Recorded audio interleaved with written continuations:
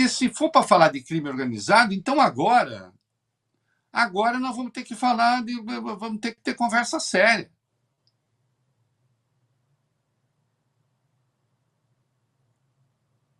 Porque o TSE ordenou que se tirasse do ar uma coisa que ligava o Flávio ao crime organizado.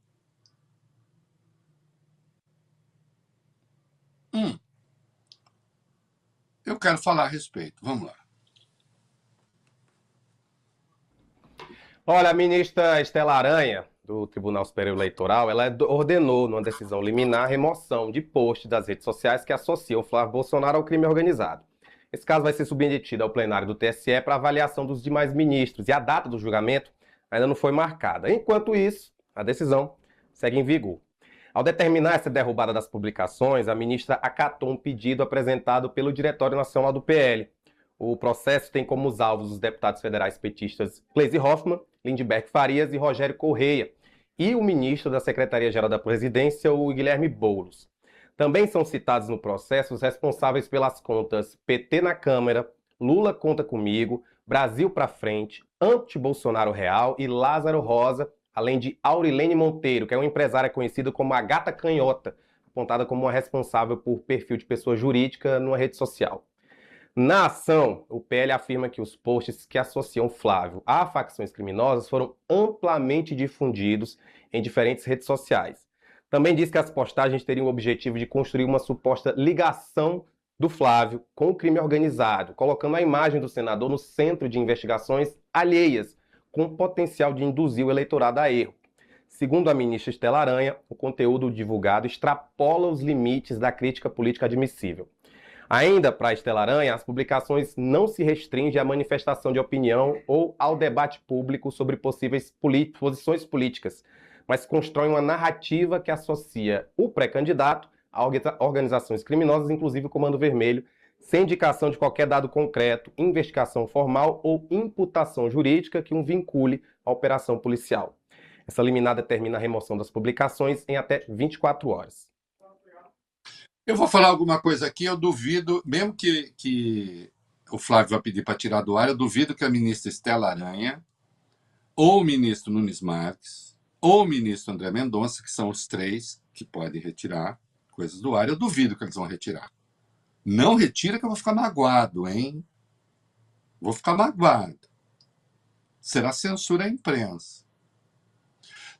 O Flávio vai ficar magoado se eu falar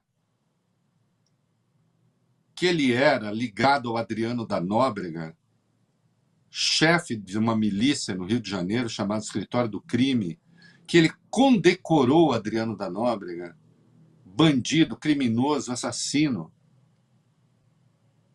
que ele empregou a mulher e a mãe do Adriano da Nóbrega no gabinete dele, que o pai dele, aliás, pediu para uma milícia se deslocar da Bahia para o Rio de Janeiro, mas eu quero ficar no Flávio. Não é possível que o Nunes Marques vai pedir para tirar esse vídeo do ar. Não vai. Nem a Estela Aranha e nem o André Mendonça.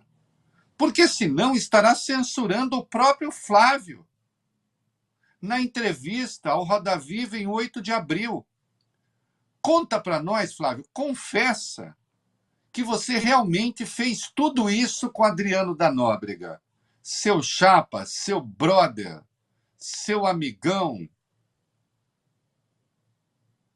Eu conheci o Adriano dentro do Batalhão de Operações Especiais, o BOP, no Rio de Janeiro. Ele foi acusado de ter assassinado um flanelinha, lembra? Numa comunidade lá no Rio. Depois, ele ficou preso por causa disso. E eu conhecia a história dele, que não foi só ele preso, foi ele e as duas patamas que trabalhavam com ele. Se não me engano, eram 10 ou 11 policiais militares junto com eles presos. E eu, como conhecia a história, sabia que eles estavam sendo injustiçados, eu, para marcar a posição, em homenagem ao grande policial que ele sempre foi, eu dei uma medalha de Tiradentes para ele dentro do presídio, dentro do BEP, Batalhão Especial Prisional, lá em Benfica. Eles chegaram no presídio, né, e para tomar água, comer no prato, tinha escrito CV embaixo do prato. A água que eles bebiam vinha do andar de cima onde estavam os traficantes. Então houve uma revolta ali e a mãe do Adriano e a esposa dele à época eram as líderes que estavam defendendo as famílias de policiais injustiçados, que sempre foi minha bandeira. Eu, nesse momento, trouxe elas para trabalhar comigo, porque tinham identificação com o meu tipo de trabalho, são pessoas honestas, trabalhadoras, e que eu não me arrependo de ter trazido. Agora, não tem nada a ver com o que virou o Adriano depois. Depois, eu acho que, inclusive, foi essa prisão, Graciliano, que deu uma virada de chave no Adriano, que decepcionou ele até a alma, porque ele sempre foi um policial exemplar. Quando passa por uma situação como essa, que fica preso, ele deve ter pensado, vale a pena eu ficar me esforçando, colocar minha vida em risco para parar numa cadeia por uma coisa por uma situação de trabalho, de serviço, com um marginal armado atirando em mim? Não, ele não era exemplar.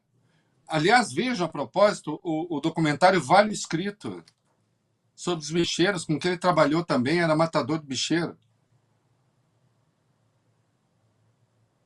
Ninguém vai pedir para tirar esse vídeo do ar, né? Nem isso que eu vou falar agora, porque eu tenho um vídeo aí do Flávio Bolsonaro, junto com o Bacelar, né? Rodrigo Bacelar, que ficou 4 dias como interino no governo no Rio de Janeiro. Aliás, ele aproveitou para demitir um secretário nos 4 dias de interinidade. Rodrigo Bacelar é aquele que está preso por ligação com o Comando Vermelho.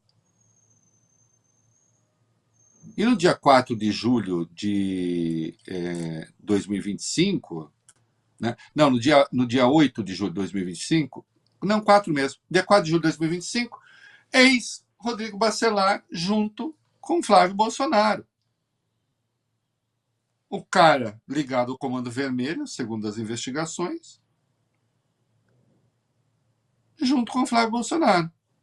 Também isso não vai ser retirado do ar, eu espero. Coloca o vídeo aí, vai.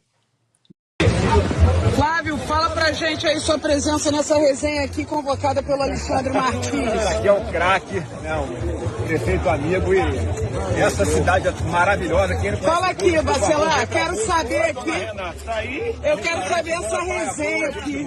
Essa calça do Rodrigo Amorim. Essa resenha aqui vai dar a calça do Rodrigo Amorim retrata esse momento aqui agora. Porra, calça hétero, porra. É um almoço entre amigos, num lugar bonito, com o melhor prefeito do Brasil. Tá aqui, ó. A cidade mais bonita do mundo. Agora, e o governador em exercício dando canetada, tirando os outros assim? Fala comigo aqui, Bacelar. Já passou. Não passou, não. Como é que O passou? oficial hoje é outro. Vamos trabalhar. É isso, a gente tem que fazer o que tem que fazer e tá feito. Vambora. E aí, tem o apoio do governo? Como é que tá isso? Cláudio conversou contigo? Vai conversar na volta, tem reunião. Na volta, só na volta. É? Então tá bom. Olha aqui, ó, Rodrigo Bacelar, governador em exercício, o senador Flávio Bolsonaro conversando reservadamente aqui na CIL, da classe política aqui de Búzios, da região dos Lagos presente, mas os dois escolheram um cantinho ali, ó, para conversar. O que será que estão falando? Ninguém vai pedir para tirar esse vídeo do ar, não, né? Mostrando o Flávio conversando com aquele que a investigação aponta ser membro do Comando Vermelho. Está preso por isso.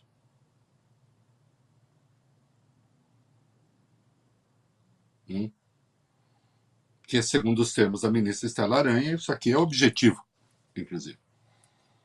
Assim como é objetivo a ligação dele com o miliciano,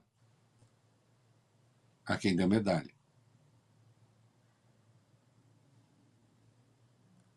Né?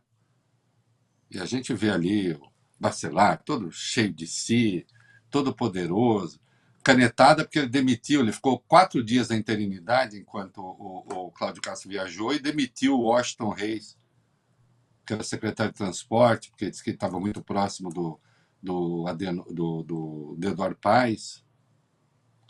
Chapa do Flávio Bolsonaro. Homem do Flávio Bolsonaro no Rio.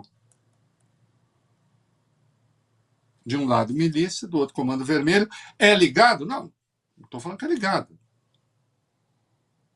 Mas você imagina um vídeo do Lula, que vai disputar com o Flávio.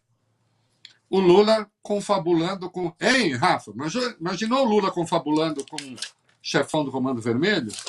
Batendo um papo? Assim no cantinho ali? Olha, quem tá ali? É o Lula. Falando com quem? Com o cara do Comando Vermelho. Não vão tirar esse vídeo do ar, eu acho. Né? Seria censura à imprensa, né? Eu reivindico, senhores ministros, a permanência desse vídeo com base nos artigos 5º e 220 da Constituição.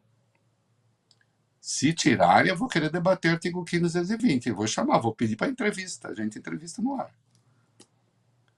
A ameaça? Não, imagina, ninguém ameaça com entrevista. Entrevista a gente faz pergunta.